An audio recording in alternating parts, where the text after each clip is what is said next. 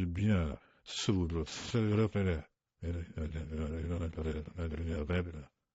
Les disciples allant en Emmaüs s'étaient intérieurement réchauffés, éclairés, émus par la conversation de l'étranger divin qui les accompagnait en chemin. Lorsqu'il fut sur le point de les quitter, « On reste avec nous », lui dirent-ils, « reste, car le jour décline. » Ils ne pouvaient se lasser d'entendre le Sauveur. Il leur semblait qu'en se séparant de lui, ils perdaient tout.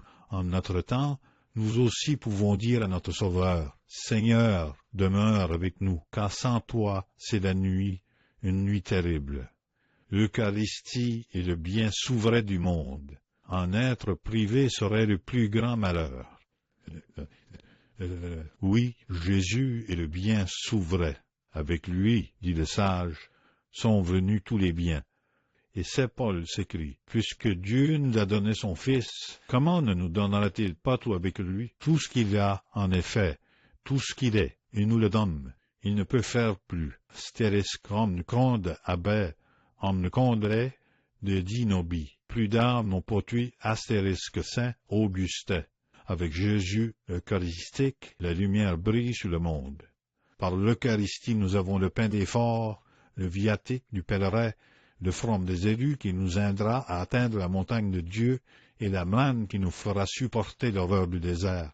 Avec Jésus, nous avons consolation et repos dans la fatigue, dans les troubles de notre âme et les chagrins de notre cœur. Nous trouvons dans l'Eucharistie le remède à nos maux, le prix des dettes nouvelles que nous contractons chaque jour envers la justice divine par nos péchés. Notre Seigneur s'offre chaque matin comme victime expiatoire pour les péchés du monde. Mais ce don suprême, entre tous, sommes-nous sûrs de le posséder toujours. Jésus-Christ a promis de demeurer avec son Église jusqu'à la consommation des siècles. Il n'a fait cette promesse à aucune nation particulière, à aucun individu particulier. Il restera avec nous si nous nous appliquons à entourer sa personne sacrée d'amour et d'honneur. C'est la condition expresse. Jésus-Christ a droit à l'honneur et il l'exige. Il est notre roi, notre sauveur. À lui, l'honneur par-dessus tout honneur. À lui, l'adoration suprême de la tri.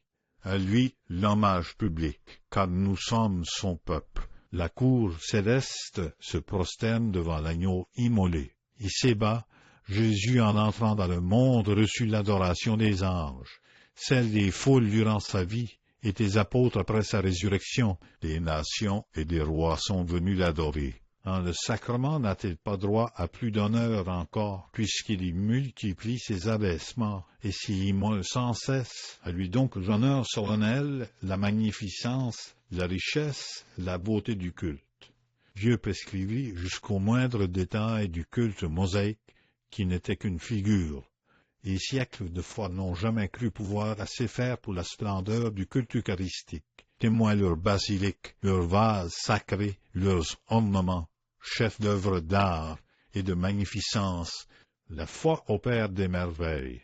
Le culte, l'honneur rendu à Jésus-Christ sont la mesure de la foi d'une nation, l'expression de sa vertu. Honneur donc à Jésus-Christ. Il en est digne, il y a droit. Mais il ne se contenterait pas d'un honneur extérieur. Il exige le culte de notre amour.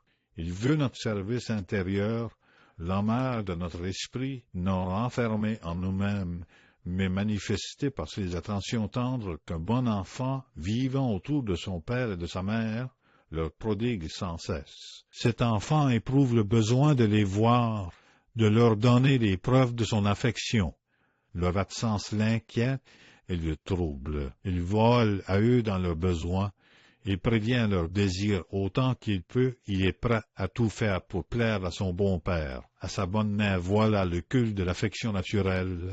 Le culte d'amour que Jésus, eucharistique, exige est le même. Celui qui aime cherche l'Eucharistie. Il en parle volontiers, il a besoin de Jésus, il tend sans cesse vers lui offrant toutes ses actions, toutes les effusions de son cœur, ses joies, ses consolations. Il en forme un bouquet pour Jésus au très-saint sacrement. C'est à ce prix que nous garderons le très-saint sacrement. Le perdre serait le mal souverain, froid. Quand le soleil se couche, les ténèbres s'amoncellent. S'il ne brille plus, le froid survient. Si l'amour de l'Eucharistie c'était dans un cœur, la foi se perd, l'indifférence règne et, dans cette nuit de l'âme, les vices rôdent comme des bêtes féroces en teinte de proie. Malheur incomparable! Qu'est-ce qui pourrait ranimer un cœur glacé que l'Eucharistie ne peut plus réchauffer?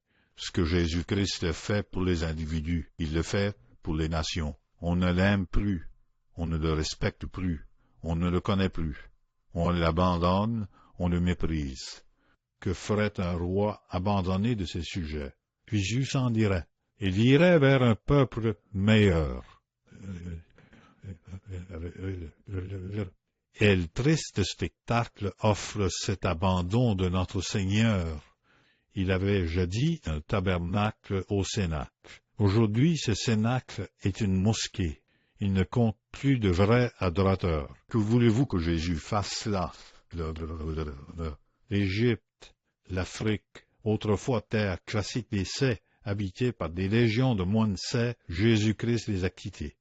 Depuis que l'Eucharistie n'y est plus, la désolation règne. Mais soyez certains que Jésus-Christ est parti le dernier de ces lieux, et seulement quand on n'y a plus trouvé un vrai adorateur. Cette vague de désolation a passé sur l'Europe aussi. Jésus a été chassé de ses temples et profané sur ses autels. Il n'y est plus revenu. La France a vu diminuer sa foi, son amour pour l'Eucharistie s'affaiblir. Ces églises où Jésus-Christ comptait jadis des adorateurs fervents ont été livrées à l'hérésie. Quand l'amour s'éteint, Jésus s'est enfui. Il n'est pas revenu. Ce qui effraie de nos jours, c'est de voir tant de villes où Jésus eucharistique est abandonné, laissé seul, absolument seul. Et dans les campagnes, les églises sont fermées par crainte des voleurs et parce qu'il n'y a personne pour les visiter. C'est possible. Veut-on donc perdre l'Eucharistie? Tâchons qu'avec le départ de Jésus reviennent l'échafaud, la persécution, la barbarie.